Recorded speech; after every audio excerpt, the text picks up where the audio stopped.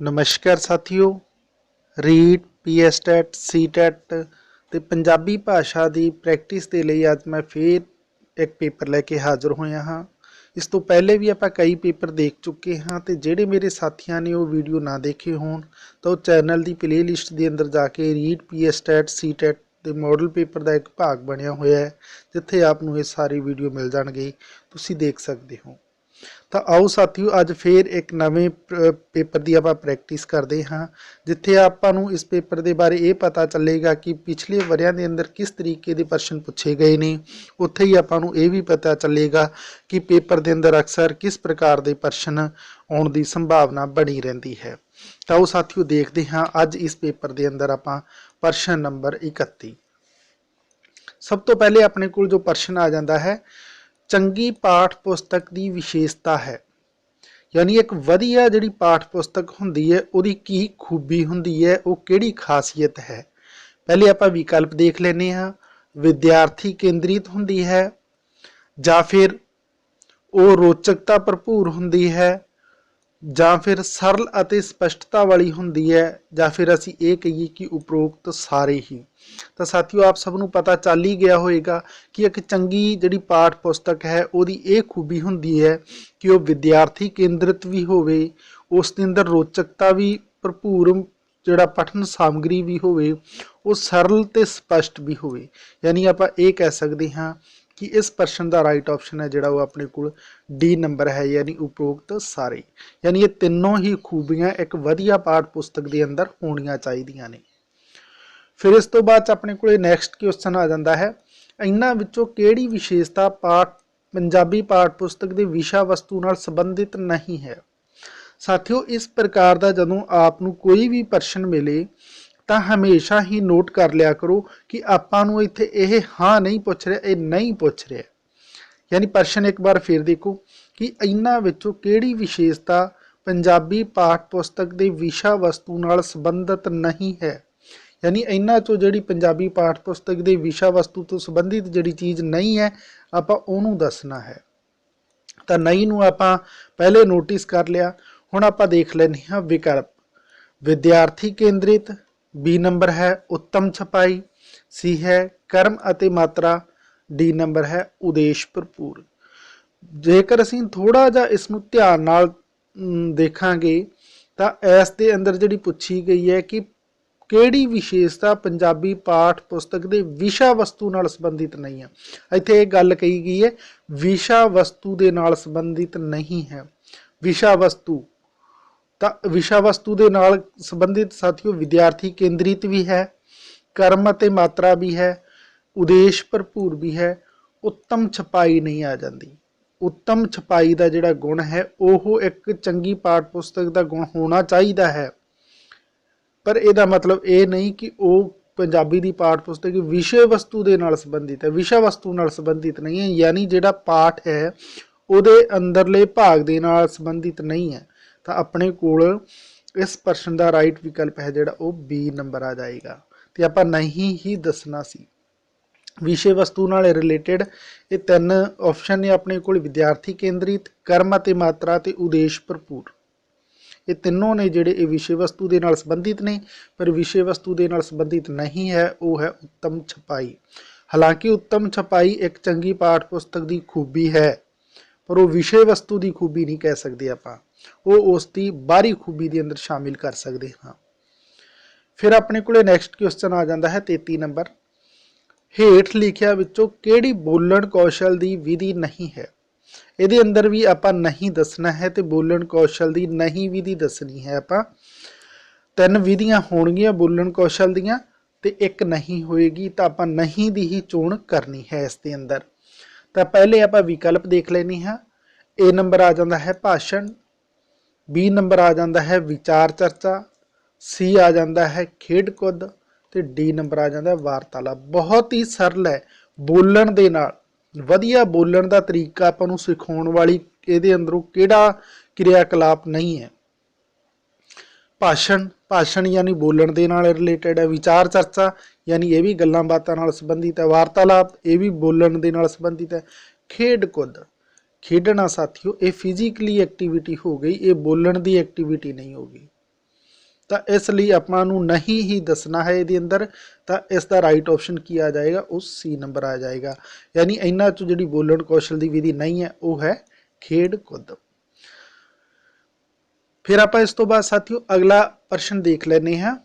Next question जो अपने को आ जाता है वो है 34 नंबर। 34 नंबर प्रश्न के अंदर आप दसना है कि व्याकरण की सिक्ख्या बहुत जरूरी होंदी है जदों, यानी व्याकरण की सिक्ख्या बहुत जरूरी होंदी है जदों ए नंबर मात भाषा सीखनी होवे, बी नंबर विदेशी भाषा सीखनी होवे, सी नंबर राष्ट्रीय भाषा सीखनी होवे, या फिर कोई भी भाषा सीखनी होवे। आप सबनों पता चल ही गया होएगा कि इसका राइट ऑप्शन की है। साथियों मात भाषा सीखनी होंदी है तां भी आपां नूं व्याकरण की जरूरत पै जाती है, क्योंकि मात भाषा के अंदर कुछ साडे उपबोलियां दे शब्द शामिल हो जाते हैं जिन्हां नूं असीं टकसाली बनाउण दे लई व्याकरण की हैल्प लै लैंदे हां। विदेशी भाषा के लिए तो व्याकरण वरतते ही हैं, क्योंकि अगर फॉरन की कोई लैंगवेज सीखनी है तो व्याकरण, जेकर आप इंग्लिश की गल कर लीए तो व्याकरण ग्रामर उसकी सब तो पहले सीखते हैं। राष्ट्रीय भाषा के लिए भी आप व्याकरण सीखते हैं। आप ये कह सकते हैं कि कोई भी भाषा सीखनी होवे तो उहदे लई व्याकरण जरूरी होंदी है, यानी इसका राइट ऑप्शन है जिहड़ा वो डी नंबर हो जाएगा। साथियों मैं आपको दसना चाहांगा कि जरूर आपां ये प्रश्नों की प्रैक्टिस करते समय थोड़ा जा स्लो चलते हैं। स्लो चलने का मतलब ये है, हौली चलने का मतलब ये कि आपां नूं प्रश्न ते उसके विकल्पों नूं हल करने का तरीका समझ आवे।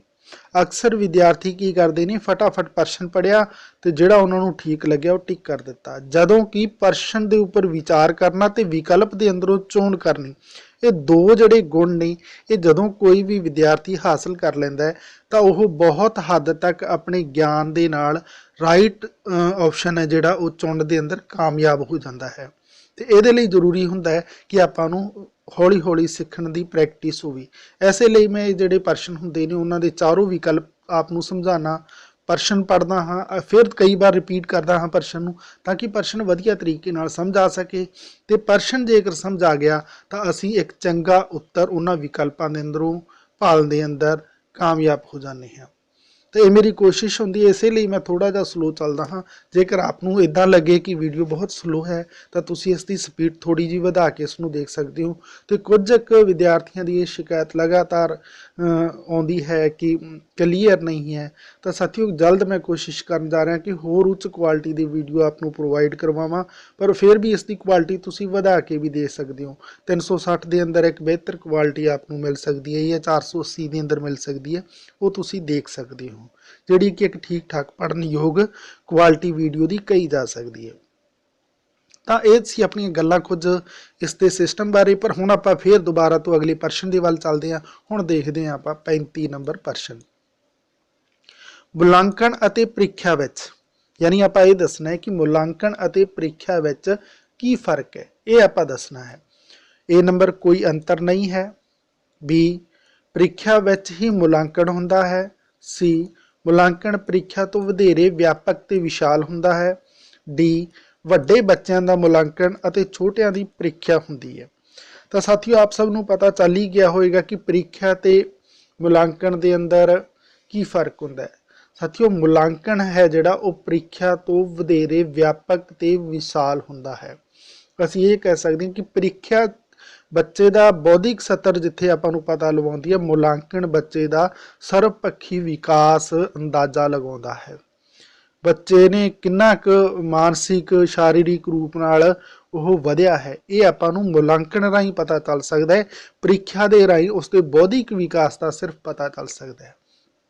तो इस हिसाब नाल अपने कोल राइट ऑप्शन है जिहड़ा वो सी नंबर हो जाएगा।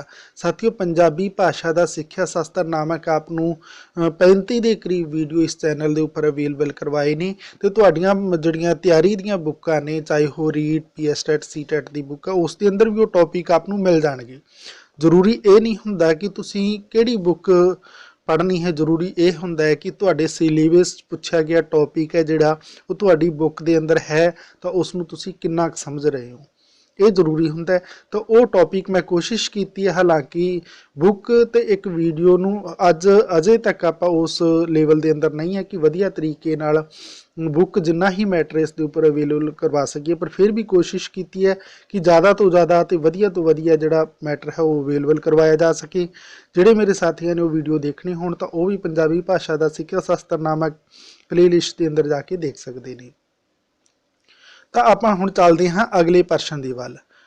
ਫਿਰ ਆਪਣੇ ਕੋਲ ਜਿਹੜਾ ਨੈਕਸਟ ਕੁਐਸਚਨ ਆ ਜਾਂਦਾ ਹੈ ਸਾਥੀ, ਉਹ ਹੈ 36 ਨੰਬਰ ਪ੍ਰਸ਼ਨ। ਤਾਂ ਇਸ ਦੇ ਅੰਦਰ ਆਪਾਂ ਨੂੰ ਪੁੱਛਿਆ ਗਿਆ ਹੈ, ਭਾਸ਼ਾ ਸਿੱਖਿਆ ਵਿੱਚ ਮੁਲਾਂਕਣ ਤੋਂ ਭਾਵ ਹੈ ਬੱਚੇ ਦੀ, ਯਾਨੀ ਭਾਸ਼ਾ ਸਿੱਖਿਆ ਵਿੱਚ ਮੁਲਾਂਕਣ ਤੋਂ ਭਾਵ ਹੈ ਕਿ ਬੱਚੇ ਦੀ A ਨੰਬਰ ਭਾਸ਼ਾ ਪ੍ਰਾਪਤੀ ਹੁੰਦੀ ਹੈ, B ਨੰਬਰ ਸੁਣਨ ਦੀ ਸਮਰੱਥਾ ਵੱਧਦੀ ਹੈ, C ਨੰਬਰ ਜਮਾਤ ਵਿੱਚ ਪ੍ਰਾਪਤ ਸਥਿਤੀ ਬਣਦੀ ਹੈ, ਤੇ D ਨੰਬਰ ਬੋਲਣ ਦੀ ਸਮਰੱਥਾ। ਤਾਂ ਸਾਥੀਓ ਇਸ ਦੇ ਲਈ ਰਾਈਟ ਆਪਸ਼ਨ ਹੈ ਜਿਹੜਾ ਉਹ ਆਪਣੇ ਕੋਲ ਕੀ ਆ ਜਾਏਗਾ, ਭਾਸ਼ਾ ਸਿੱਖਿਆ 'ਚ ਮੁਲਾਂਕਣ ਤੋਂ ਇਹ ਮਤਲਬ ਹੈ ਕਿ ਬੱਚੇ ਦੀ ਭਾਸ਼ਾ ਪ੍ਰਾਪਤੀ ਦਾ ਆਪਾਂ ਨੂੰ ਪਤਾ ਚੱਲਦਾ ਹੈ ਕਿ ਬੱਚੇ ਨੇ ਭਾਸ਼ਾ ਉੱਪਰ ਕਿੰਨਾ ਕੁਛ ਪ੍ਰਾਪਤ ਕਰ ਲਿਆ ਹੈ, ਉਹ ਕਿੰਨਾ ਸਿੱਖ ਚੁੱਕਿਆ ਹੈ। ਤਾਂ ਆਪਾਂ ਨੂੰ ਭਾਸ਼ਾ ਪ੍ਰਾਪਤੀ ਦਾ ਪਤਾ ਚੱਲਦਾ ਹੈ। ਤਾਂ ਇਸ ਦਾ ਰਾਈਟ ਆਪਸ਼ਨ ਹੈ ਸਾਥੀਓ ਉਹ A ਨੰਬਰ ਹੋ ਜਾਏਗਾ। ਫਿਰ ਇਸ ਤੋਂ ਬਾਅਦ ਨੈਕਸਟ ਕੁਐਸਚਨ ਹੈ 37 ਨੰਬਰ, ਚੰਗੇ ਮੁਲਾਂਕਣ ਦੇ ਹੇਠ ਲਿਖੇ ਗੁਣ ਹੋਣੇ ਚਾਹੀਦੇ ਹਨ। ਚੰਗੇ ਮੁਲਾਂਕਣ ਦੇ ਹੇਠ ਲਿਖੇ ਗੁਣ ਹੋਣੇ ਚਾਹੀਦੇ ਹਨ। A ਨੰਬਰ ਵਿਆਪਕਤਾ, B ਪ੍ਰਮਾਣਿਕਤਾ, C ਵਸਤੂਨਿਸ਼ਟਤਾ, D ਸਾਰੇ ਹੀ।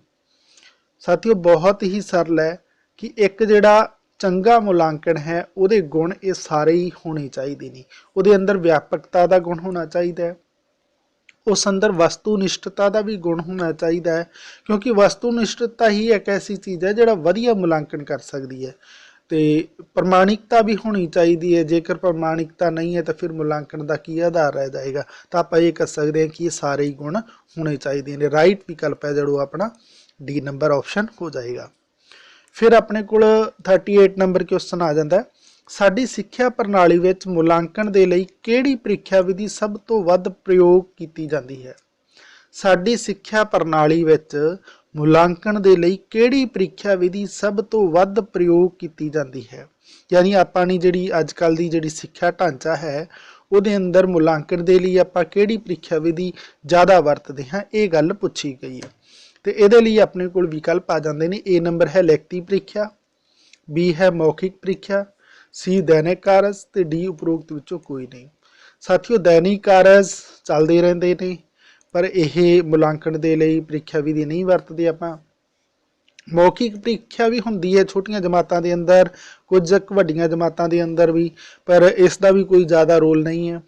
ਵਧੇਰੇ ਜਿਹੜਾ ਆਪਣੀ ਜਮਾਤਾਂ ਦਾ ਢਾਂਚਾ ਚੱਲਦਾ ਹੈ ਉਹ ਚੱਲਦਾ ਹੈ ਲਿਖਤੀ ਪ੍ਰੀਖਿਆ ਦੇ ਨਾਲ।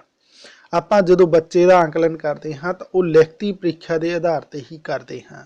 ਤੇ ਇਸ ਲਈ ਆਪਾਂ ਕਵਾਂਗੇ ਕਿ ਸਾਡੀ ਜਿਹੜੀ ਸਿੱਖਿਆ ਪ੍ਰਣਾਲੀ 'ਚ ਮੁਲਾਂਕਣ ਦੀ ਜਿਹੜੀ ਵਿਧੀ ਹੈ ਉਹ ਲਿਖਤੀ ਪ੍ਰੀਖਿਆ ਵਿਧੀ ਦਾ ਪ੍ਰਯੋਗ ਕਰਕੇ ਹੀ ਅਸੀਂ ਬੱਚੇ ਦਾ ਆਂਕਲਨ ਕਰਦੇ ਹਾਂ। ਤਾਂ ਰਾਈਟ ਆਪਸ਼ਨ ਆਪਣੇ ਕੋਲ ਕੀ ਆ ਜਾਏਗਾ, ਉਹ A ਨੰਬਰ ਆ ਜਾਏਗਾ, ਯਾਨੀ ਲਿਖਤੀ ਪ੍ਰੀਖਿਆ ਆ ਜਾਏਗਾ। ਫਿਰ ਇਸ ਤੋਂ ਬਾਅਦ ਆਪਣੇ ਕੋਲ ਨੈਕਸਟ ਕੁਐਸਚਨ ਆ ਜਾਂਦਾ ਹੈ ਜਿਹੜਾ ਉਹ 39 ਨੰਬਰ ਆ ਜਾਂਦਾ ਹੈ, ਨਿਰੰਤਰ ਮੁਲਾਂਕਣ ਦੀ ਮੁੱਖ ਵਿਸ਼ੇਸ਼ਤਾ ਹੈ। ਨਿਰੰਤਰ ਮੁਲਾਂਕਣ ਦੀ ਮੁੱਖ ਵਿਸ਼ੇਸ਼ਤਾ ਹੈ। A ਨੰਬਰ ਹੈ ਆਪਣੇ ਕੋਲ ਇਹ ਕੋਰਸ ਦੇ ਖਤਮ ਹੋਣ ਉਪਰੰਤ ਕੀਤਾ ਜਾਂਦਾ ਹੈ। B ਨੰਬਰ ਇਹ ਮੁਲਾਂਕਣ ਦਾ ਰਵਾਇਤੀ ਢੰਗ ਹੈ। C ਇਸ ਵਿੱਚ ਮੁਲਾਂਕਣ ਲਗਾਤਾਰ ਹੁੰਦਾ ਹੈ। D ਇਸ ਨਾਲ ਤਣਾਅ ਅਤੇ ਵਾਧੂ ਉਤਸੁਕਤਾ ਪੈਦਾ ਹੁੰਦੀ ਹੈ। ਜੇਕਰ ਤੁਸੀਂ ਥੋੜਾ ਜਿਹਾ ਵੀ ਧਿਆਨ ਨਾਲ ਇਸ ਨੂੰ ਸਮਝੋ ਤਾਂ ਤੁਹਾਨੂੰ ਇਸ ਦੇ ਅੰਦਰੋਂ ਰਾਈਟ ਵਿਕਲਪ ਹੈ ਜਿਹੜਾ ਉਹ ਮਿਲ ਜਾਏਗਾ। ਨਿਰੰਤਰ ਮੁਲਾਂਕਣ, ਨਿਰੰਤਰ ਯਾਨੀ ਲਗਾਤਾਰ ਮੁਲਾਂਕਣ, ਲਗਾਤਾਰ ਮੁਲਾਂਕਣ ਦੀ ਜਿਹੜੀ ਮੁੱਖ ਵਿਸ਼ੇਸ਼ਤਾ ਉਹ ਪੁੱਛੀ ਗਈ ਹੈ। ਤਾਂ ਸਾਥੀਓ ਇਹ ਕੋਰਸ ਦੇ ਖਤਮ ਹੋਣ ਉਪਰੰਤ ਕੀਤਾ ਜਾਂਦਾ ਹੈ, ਨਹੀਂ ਇਹ ਗੱਲ ਨਹੀਂ ਹੈ ਸਾਥੀਓ। ਇਹ ਮੁਲਾਂਕਣ ਦਾ ਰਵਾਇਤੀ ਢੰਗ ਨਹੀਂ ਸਾਥੀਓ, ਰਵਾਇਤੀ ਢੰਗ ਵੀ ਨਹੀਂ ਕਹਿ ਸਕਦੇ। ਇਸ ਨਾਲ ਤਣਾਅ ਅਤੇ ਵਾਧੂ ਉਤਸੁਕਤਾ ਪੈਦਾ ਹੁੰਦੀ ਹੈ, ਤਣਾਅ ਨਹੀਂ ਪੈਦਾ ਹੁੰਦਾ ਸਾਥੀਓ। ਜੇ ਤਣਾਅ ਹੀ ਪੈਦਾ ਹੋਏਗਾ ਤਾਂ ਮੁਲਾਂਕਣ ਕਾਹਦਾ, ਪੜ੍ਹਾਈ ਦੇ ਅੰਦਰ ਤਣਾਅ ਦਾ ਤਾਂ ਕੋਈ ਕੰਮ ਹੀ ਨਹੀਂ ਹੈ। ਤੇ C ਨੰਬਰ ਹੈ ਇਸ ਵਿੱਚ ਮੁਲਾਂਕਣ ਲਗਾਤਾਰ ਹੁੰਦਾ। ਹਾਂ ਸਾਥੀਓ समय समय सिर हर एक पाठ के विचाले, पाठ के बारे, पाठ के अंत च, दो यूनिट च असी छोटे छोटे तरीकों के नाल क्विज के राही, आर्ट के राही, या फिर असी छोटे छोटे ऑब्जैक्टिव टाइप क्वेश्चनों के राही, या फिर बच्चे को कोई बुझारतां दे के असी तरह तरह के ढंग अपना के खेडों के राही असी मुलांकन करते रहने हैं। यानी निरंतर जिहड़ा मुलांकन की मुख्य विशेषता है वो लगातार ही चलती रहती है। तो राइट विकल्प है जिहड़ा वो अपना सी नंबर हो जाएगा। फिर इस तो बाद आप अगले प्रश्न के वाल चलते हैं। फिर अपने को अगला प्रश्न है जिहड़ा वो 40 नंबर आ जाता है। 40 तो 44 तक जो अपने को प्रश्न ने साथियों वो पैरे तो संबंधित ने। अपने को एक पैरा है तो इस पैरे नाल जुड़े हुए अपने को 5 प्रश्न ने। सब तो पहले आप ये पैरा ही देख लेने हैं। सब तो पहले आप जो पैरा देखते हैं, साऊ वो है जो सोहना वरते। अंग्रेजी के लफ्ज जेंटलमैन वांगू साऊ के अर्थ भी बदलते आए हैं। पहला पहल ये लफ्ज समाजक या खानदानी वडियाई का वाचक सी। साऊ या राठ वो लोग होंदे सन ਜਿਹੜੇ राजे के साथी होण, राज दरबार ਜਾਂ जंग ਵਿੱਚ शामिल होके उसका साथ देण। ਜਿਹੜੇ आम लोगों वांगू मेहनत मजूरी करके पेट पालन ਦੀਆਂ ਲੋੜਾਂ ਤੋਂ ਉੱਤੇ होण। नाइयां दी जंग सभो साऊ ਦੇ ਅਖਾਣ ਵਿੱਚ ਇਸੇ ਵੰਡ ਵੱਲ ਇਸ਼ਾਰਾ ਹੈ। ਸਾਊ ਲੋਕ ਭੂਈ ਨਹੀਂ ਦੇ ਸਾਈ ਹੁੰਦੇ ਹਨ, ਚੰਗਾ ਖਾਂਦੇ ਤੇ ਸੋਹਣਾ ਹੰਢਾਉਂਦੇ ਹਨ। ਉਹਨਾਂ ਦੇ ਜੁੱਸੇ ਮੱਖਣਾ ਤੇ पले हुए सोहने सुडोल ते नक्श तिखे हुंदे हन। जिड्डा सिर तेडी सिर पीड़ा दा अखाण दसदा है कि साऊआं दे सिर वड्डे हुंदे हन अते उन्हां उत्ते उन्नियां ही वड्डियां पग्गां। उन्हां दा पहरावा ठुक रूप वाला ते आम लोकां लई नमूने दा काम दिंदा सी। खास कर उन्हां दे बोल मिठे, कोमल ते सभ्यता वाले हुंदे सन। उन्हां नूं मौके सिर पहली गल आखण की जाच आउंदी सी। चाल ढाल विच बिना हैंकड़ दे गंभीर अजक होने के बावजूद भी निम्मी निम्मी लज्जा रखनी, बचन का पक्का होना, औकड़ दे वेले ढेरी ना ढा बहनी, सगों खिड़े मत्थे हौसले नाल मुसीबत का टाकरा करना, ये उन्हां दे खास गुण हुंदे सन। यानी आपां नूं जिहड़ा ये पैरा साथियों दिता गया है, तो इस पैरे के अंदर आपां नूं एक साऊ दे बारे ही वधेरा समझाया गया है। इन्हां दे उल्ट असाऊ जां कम्मी लोकां दा खास औगण कमीनगी हुंदा सी, जिस विच नीचता, कायरता, हुच्छापन, तंगदिली, नीलज्जता, संगाऊपुण, अवैड़, मोटी ठुल्ली बोली ते हर तरह की कूज शामिल सी। यानी आपां नूं इस पैरे के अंदर साऊ पुणे के बारे दस्या गया है। जेकर पैरा आप पहली बार समझ ना आवे तो उसनूं दूसरी बार भी साथियों जरूर पढ़िया जाए। ये ना कोशिश की जाए कि मेरे को समा बहुत घट है कि मैं अगले प्रश्न भी करने ने। ये कोशिश करो कि तुसी जिहड़ा कर रहे हो, जिन्हों अपना एक एक सैकेंड दे रहे हो, वो तुहाडा ठीक जाए। जेकर लास्ट के अंदर 5 प्रश्न रह जाएंगे पर तुसी पहले दिते हुए सारे प्रश्न ठीक कर चुके हो तो वह तुहानूं कोई भी अफसोस नहीं होएगा। पर जेकर तुसी जल्दबाजी च पहले वाले भी ठीक जो तुहानूं करने चाहिए सी वो गलत कर गए हो तो फिर पूरे प्रश्न कीते दा भी कोई लाभ नहीं बनता है। इसलिए समय नूं इन्ना भी ना ढिला चलन दिओ कि बिल्कुल ही अकाऊ हो जाए, तो इन्ना भी स्पीड ना पकड़ो कि तुहानूं प्रश्न की प्रकृति ही समझ ना आवे।